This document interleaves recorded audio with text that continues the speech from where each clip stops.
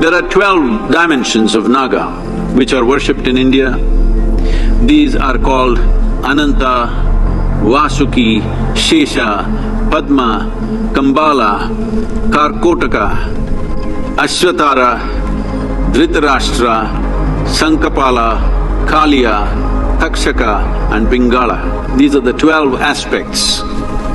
These 12 aspects also relate to the 12 aspects of the calendar, the 12 aspects of the stars and stuff that people read in various cultures, literally across the world.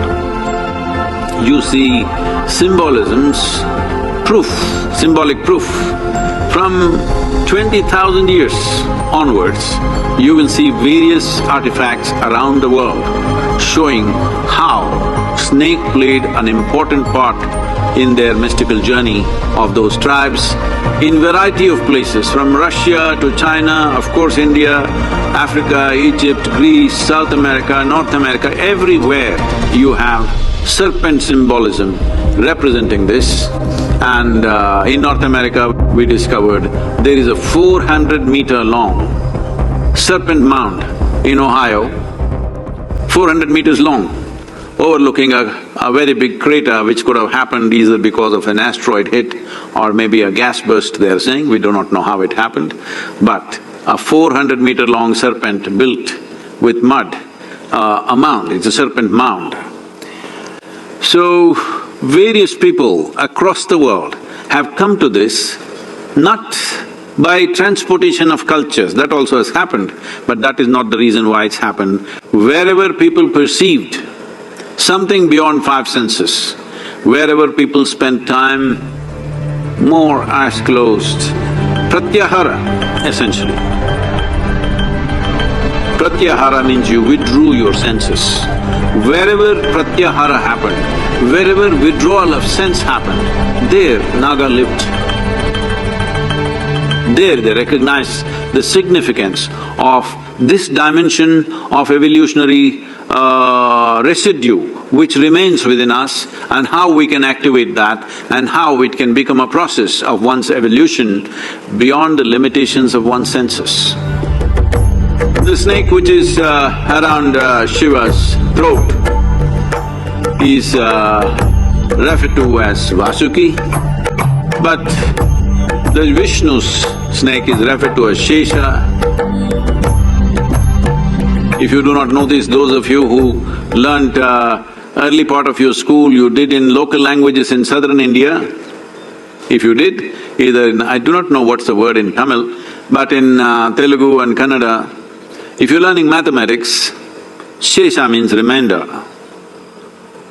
In mathematics, it's a common thing, Shesha. So that is the word that is used for this, because this snake or this serpent represents the Shesha, or what is always a remainder of when a certain creation ends, certain things remain, a certain core aspect remains, which once again germinates into another creation. So it is upon this Shesha that Vishnu rests. That means when he is resting, when there is no creation to maintain, he is resting on Shesha, what is remainder. Adi-Shesha uncoils and time moves forward. This is the mythology about it.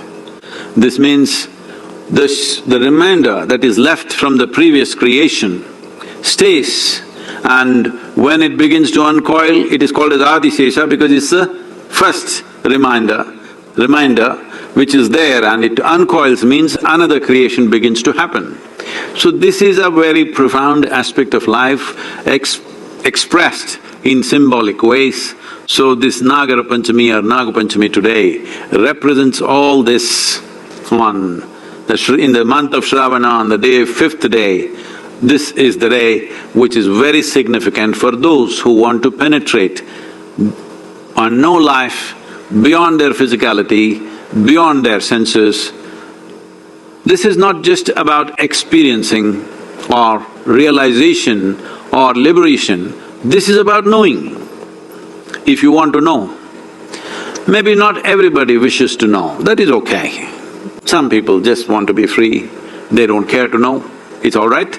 But those who want to know, for them, this aspect of evolutionary reminder within you is very, very important. Otherwise, it doesn't really function whether you actually relate to the symbolism or not, but you have to invigorate that dimension. Your Adishesha has to begin to uncoil and move. If you want to know aspects beyond five senses, aspects beyond physical nature, the Naga represents that dimension which cannot be perceived by the senses. It is because of that, in the yogic culture, maximum attention was given to Naga.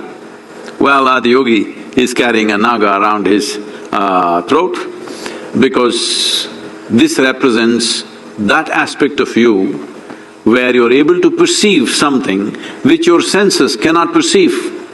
Where the five senses fail, there the work of the Naga begins.